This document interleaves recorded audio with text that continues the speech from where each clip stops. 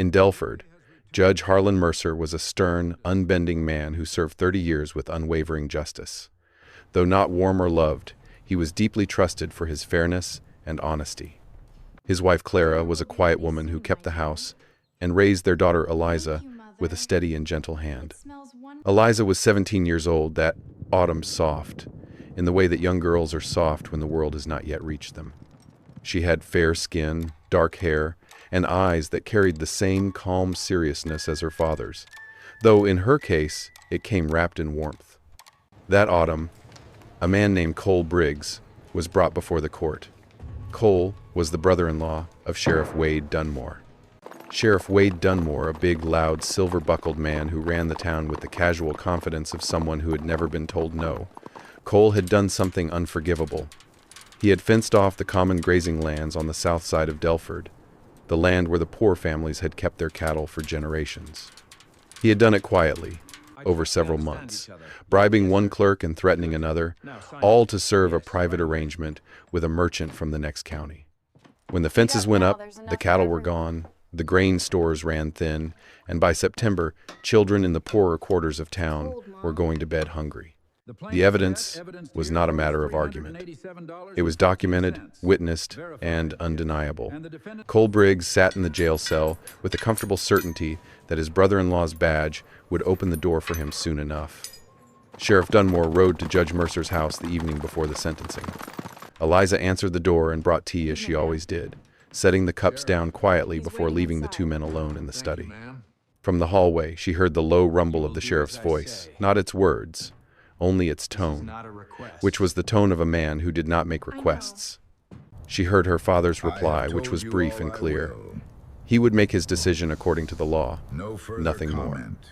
I hereby sentence the defendant to 25 years hard labor. The next morning, Judge Mercer sentenced Cole Briggs to 25 years in the state penitentiary. The prison cart had barely reached the edge of town when Sheriff Dunmore's men surrounded it. There were 6 of them, armed and riding hard.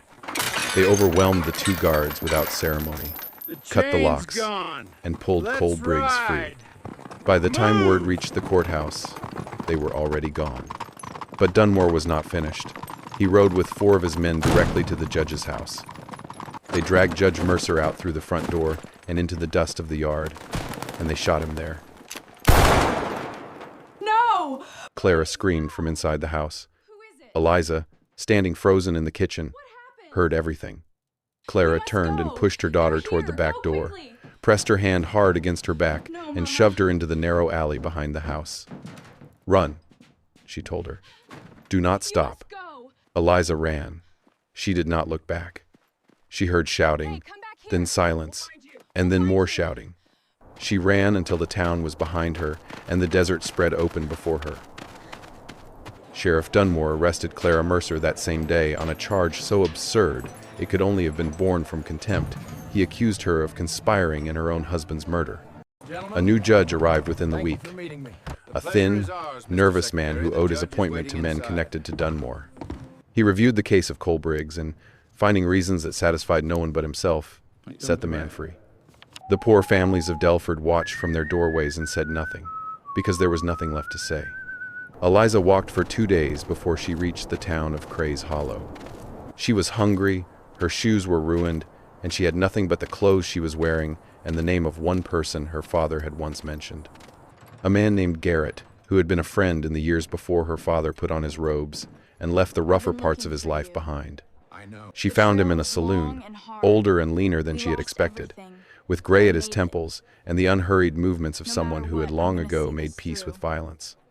Garrett had been a bounty hunter for 20 years. He listened to everything Eliza told him without interrupting.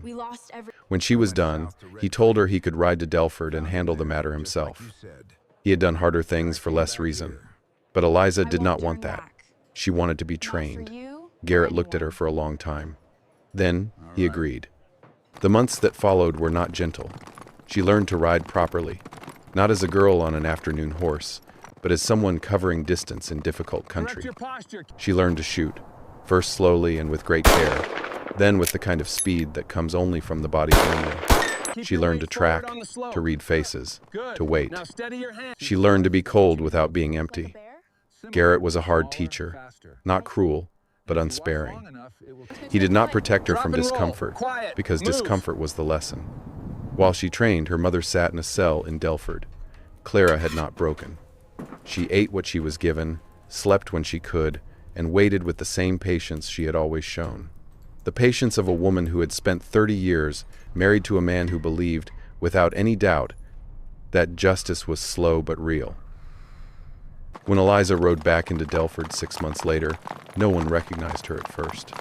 The fair softness of her face had given way to something harder, shaped by sun and wind, and the particular look of a person who has decided something and not changed their mind. Her skin had deepened to a warm brown. She rode with the stillness of someone who carried no extra weight, physical or otherwise. She went to the sheriff's office first. She walked in through the front door in the late afternoon. Dunmore was at his desk. He recognized her when she was already too close to do anything about it. She killed him cleanly, without anger, without a word. She had not come to argue. What followed happened quickly, as righteous things sometimes do when enough patience has been stored. She moved through the town with the precision of someone who had thought through each step many times. The men who had ridden with Dunmore to her father's house that day, she found them one by one. Cole Briggs was last.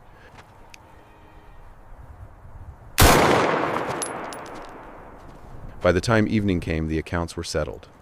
The people of Delford had watched all of this from windows and doorways, the same way they had watched everything these past months in silence. But silence is not the same as approval, and it is not the same as waiting. When Eliza walked toward the courthouse the following morning, people came out of their houses, not in ones or twos, but in numbers.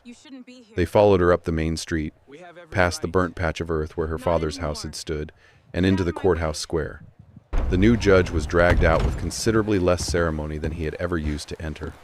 Clara Mercer was brought from the jail by 2 older men who had known Judge Harlan Mercer for 20 years and who had done nothing before now, and who understood exactly what that silence had cost. Mother and daughter stood in the courthouse square as the morning light spread over the rooftops of Delford. Clara held her daughter's hand and looked at the face she had last seen in the dark, being pushed out a back door into an alley. The softness was gone. Something else had replaced it, not hardness exactly, but certainty.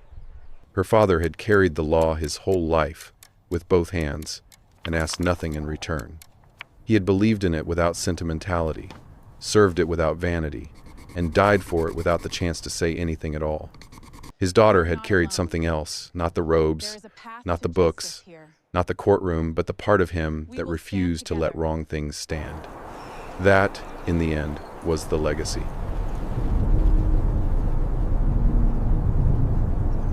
This video is a completely fictional story created for educational and documentary storytelling purposes only. All characters, events, and locations are entirely fictitious and bear no resemblance to any real persons or real events. Any such resemblance is purely coincidental. All visuals in this video are generated using advanced artificial intelligence technology. In full transparency and compliance with YouTube's policies on synthetic and AI-generated media, we clearly disclose that AI-generated imagery has been used throughout this production. This video fully complies with all YouTube community guidelines and platform policies. This content is the product of authentic human creativity, vision, and effort, produced with the assistance of advanced AI technologies as a creative tool. This video is not intended to mislead, deceive, or misrepresent any individual, group, or real-world event in any way.